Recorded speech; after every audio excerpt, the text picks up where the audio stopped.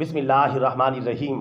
پیارے رسول اللہ صلی اللہ علیہ وسلم نے ارشاد فرمایا کہ نماز بغیر وضو کے قبول نہیں ہوتی اور صدقہ حرام مال سے قبول نہیں ہوتا۔ بحوالہ جامع ترمذی حدیث شریف نمبر 1۔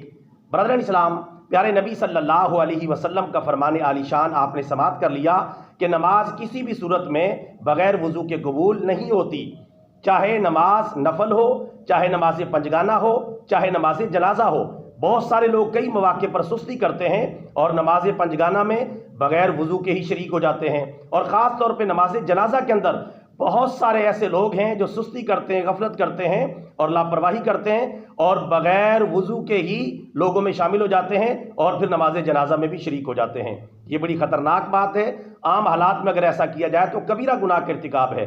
اگر کوئی جان بوجھ کر نماز کو بغیر وضو کے پڑھتا ہے، حالانکہ اسے پتہ ہے کہ نماز بغیر وضو کے پڑھنا جائز نہیں ہے، تو اس کے لیے اندیشہ کفر ہے، لہٰذا اس سے اجتناب کیا جائے۔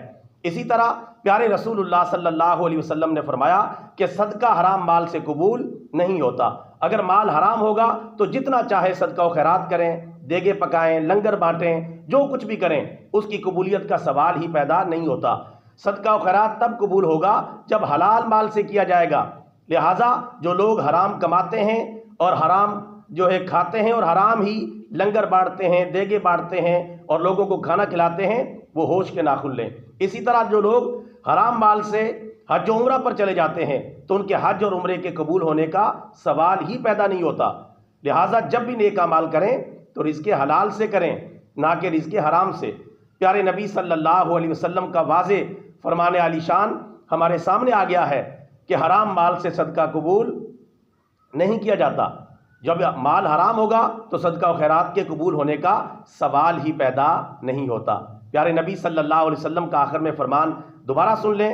آقا علیہ الصلوۃ والسلام نے فرمایا، جامع ترمذی کی حدیث شریف نمبر 1 ہے کہ نماز بغیر وضو کے قبول نہیں ہوتی اور صدقہ حرام مال سے قبول نہیں ہوتا۔ اللہ تعالی ہمیں احتیاط کرنے کی توفیق عطا فرمائے، آمین۔